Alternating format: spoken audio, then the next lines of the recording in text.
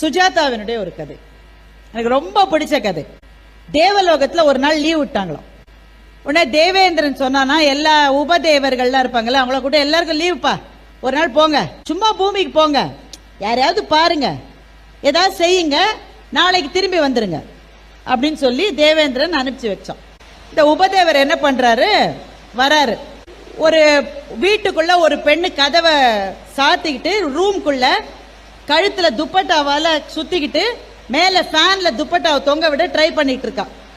தொங்க போறா. இப்போ உபதேவர் என்ன பண்ணாரு, கதவு வழியா புகை மாதிரி உள்ள போயிட்டார். அவங்களுக்கு அந்த சக்தி எல்லாம் உண்டு தானே, புகை மாதிரி கதவுக்குள்ள போயிட்டார். அந்த பெண், ஐயோ நான் தாப்பா போட்டிருந்தேன், நீ எப்படி உள்ள வந்த? அதை விடுமா, நீ எதுக்காக தொங்குற? நீங்க யாரு? என்ன உன் தாத்தா மாதிரி நினைச்சுக்கோமா, சொல்லுமா. அந்த பொண்ணு தன் கதையை சொன்னான். எங்க அம்மா ஊர்ல இருக்காங்க, நான் சென்னையில வேலை செய்யறேன், எங்க அம்மா ரொம்ப கஷ்டத்துல இருக்காங்க, கடன்ல இருக்காங்க, அந்த கடனை அடைக்கத்தான் நான் இங்க வேலைக்கு வந்தேன். வந்த இடத்துல நான் சும்மா இருக்கலாம் தானே. பஸ் ஸ்டாப்புக்கு போய் நின்னேன், ஒரு பையன் வந்தான், நல்லா இருந்தான் பார்க்க. என்னை பார்த்த உடனே தன்னோட வாட்சை கழட்டி பேக்கெட்டுக்குள்ள வச்சுக்கிட்டு டைம் ப்ளீஸ் அப்படின்னு கேட்டான். நான் அப்பவே அவனை செருப்பால் அடிச்சிருக்கணும். நான் உடனே டைம் சொன்னேன். யுவர் நேம் ப்ளீஸ் அப்படின்னா நான் என் நேமை சொன்னேன். அவன் பேரை சொன்னான். இப்படியே ஆரம்பிச்சுதுங்க. நான் ரொம்ப டீப்பா அவனை லவ் பண்ணேன்.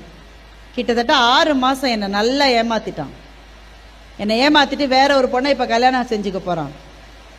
எனக்கு வேலையும் போயிருச்சு, காதலும் போயிருச்சு, அம்மாக்கு காசு அனுப்ப முடியல, நான் சாக போறேன்னு அந்த பொண்ணு சொன்னான்.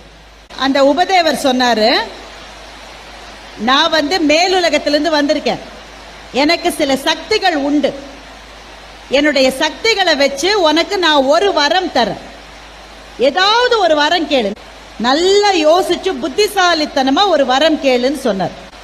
யோசிச்சுட்டு சொன்னா, எனக்கு என்ன வரம் வேணும்னா 6 மாசத்துக்கு முந்தின மாதிரி நான் மாறிடணும், இதெல்லாம் நடுவில் நடந்ததெல்லாம் எனக்கு மறந்துடணும், அந்த மாதிரி என்னை மாத்திருங்க.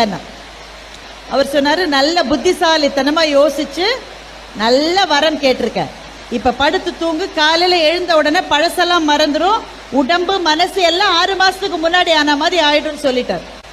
அடுத்த நாள் காலையில உபதேவர் மேலேருந்தே பாக்குறாரு. அவ எந்திரிக்கிறா, பழைய மாதிரியே இருக்கா, நல்ல துள்ளலா எழுந்து வேலைக்கு போறா. சந்தோஷம். உபதேவருக்கு ரொம்ப மகிழ்ச்சி. பார்த்தா பஸ் ஸ்டாப்ல போய் நிக்கிறா. ஒரு பையன் வரான், தன் வாட்சை கழட்டி தன்னோட பாக்கெட்ல போட்டுட்டு டைம் ப்ளீஸ்ன்றான். இவ டைம் சொல்றான்.